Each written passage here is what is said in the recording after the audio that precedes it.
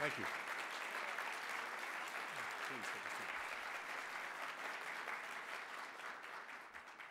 Thank you, Mr. Ambassador, and thank you, ladies and gentlemen, for that warm welcome. And welcome to you, to the nation's capital. I've got three basic points that I want to speak with you about this afternoon, and I'll be relatively brief. The first is directed to you, and my point to you is that your government needs your help. Let me build the case if I can. And let me say at the outset, when we travel overseas, I am a firm advocate of the belief that you do not criticize your country abroad. My country, right or wrong, is still my country. I don't hold those same reservations when I'm talking to my fellow Americans in the United States. And in that context, I would also offer to you a sort of a paradox that we see. We are the most powerful country in the world. Our secondary education may not be all that great, but we have the finest universities in the entire world. We have an incredibly diverse population. And yet today, again, your government needs your help because your State Department is making serious mistakes, particularly in the Middle East. Now, it's not just the State Department of today. This goes back some time. It transcends Republican and Democratic administrations. It transcends Secretary Clinton, and like a number of the members of the panel, I have a high regard for her. I think she'll go down as one of our finer secretaries. Her grade card will not be so good when it comes to Ashraf, but beyond that, I think she is generally well received.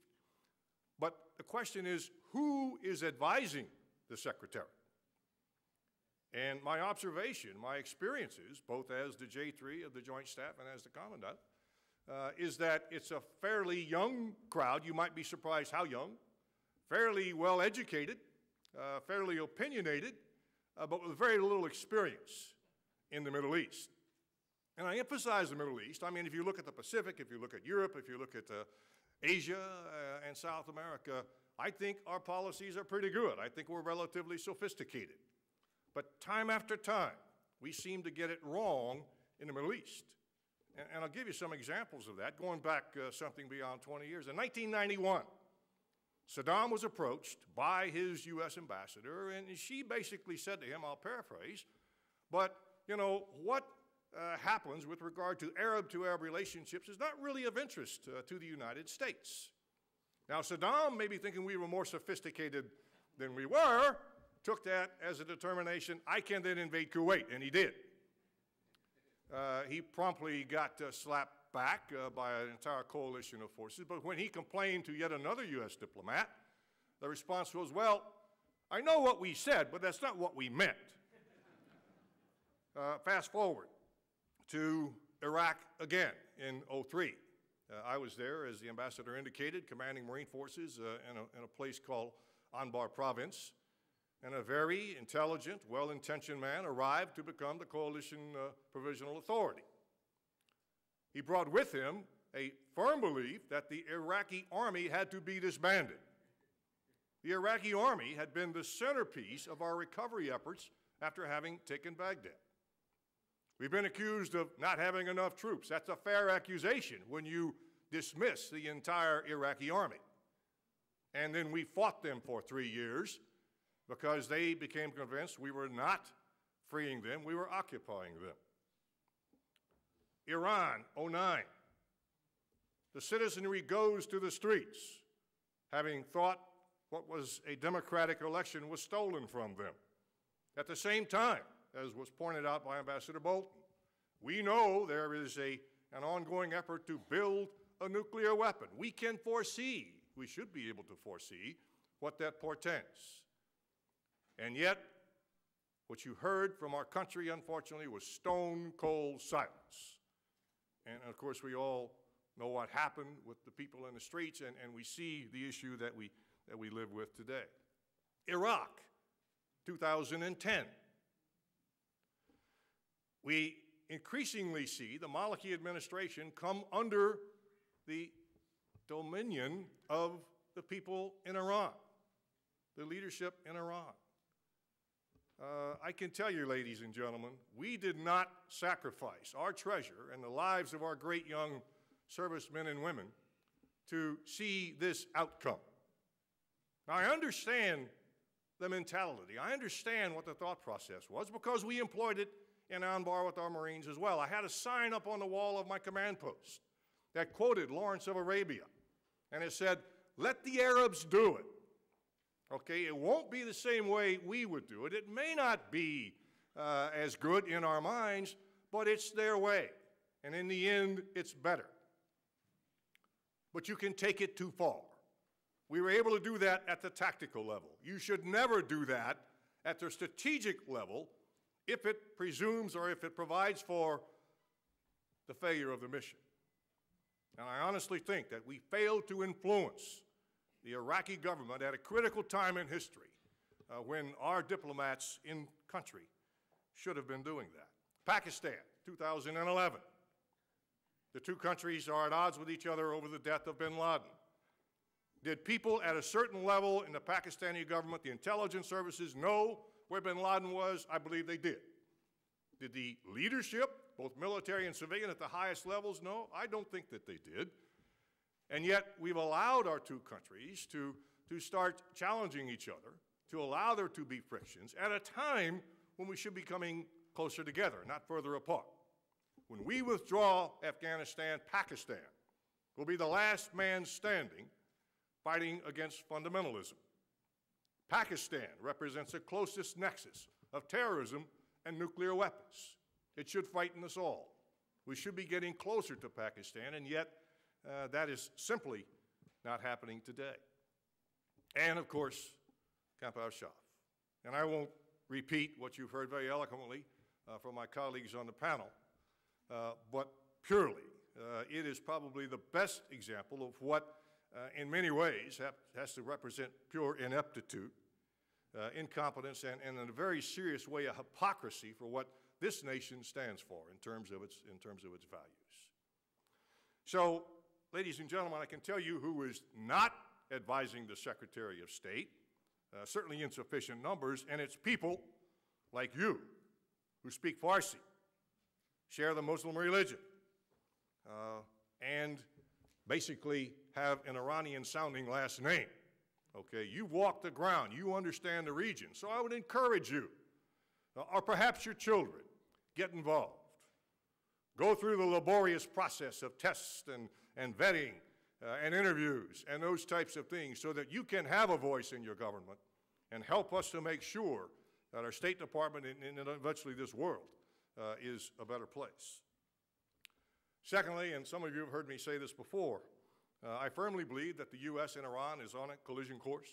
I think that Iran has a headlong pursuit of a nuclear capability that will eventually be turned into nuclear weapons. They would say it's for purposes of energy, but frankly, I don't think anybody, save maybe the governing administration, really believes that. And I think at this point, the clock is ticking and we're only months away from a capability. The United States government has said that is unacceptable, and we're joined in that belief by 33 other nations. The problem, folks, is that there are no good options. Right now, we're following a passive course. That has to do with sanctions, has to do with condemnation from the rest of the world with regard to the Iranian effort. It has to do with IEA inspections, all those types of things. But surely, as we're sitting here today, that will lead to the development of a weapon.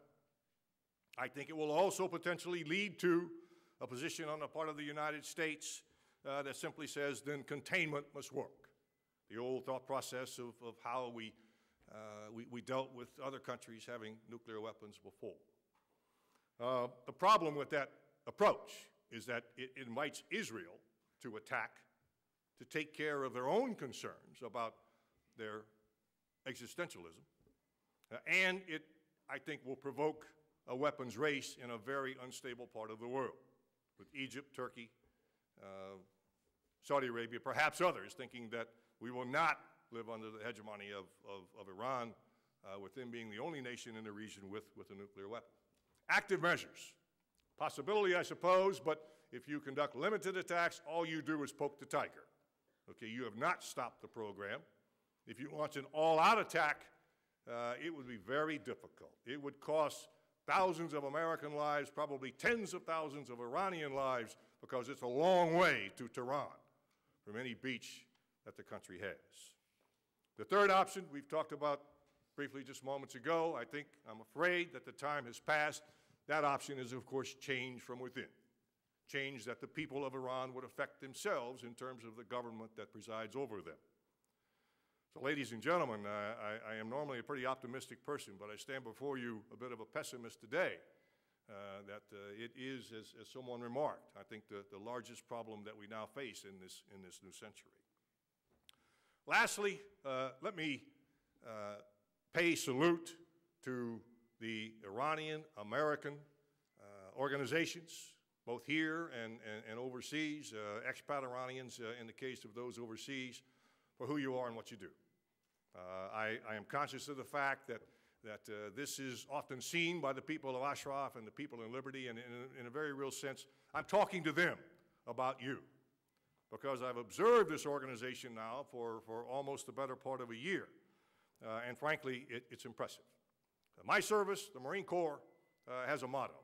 It's Semper Fidelis. That's Latin for always faithful. I observe you as being always faithful to this cause of making sure that the people of Ashraf eventually enjoy freedom and security. I've, overseas in particular, I have sat and watched an audience like you sit for 5 straight hours listening to a panel like this one. And their enthusiasm is as great for the last speaker as it is for the first speaker. Let me tell you, I don't think there's any average American audience out there that would do that.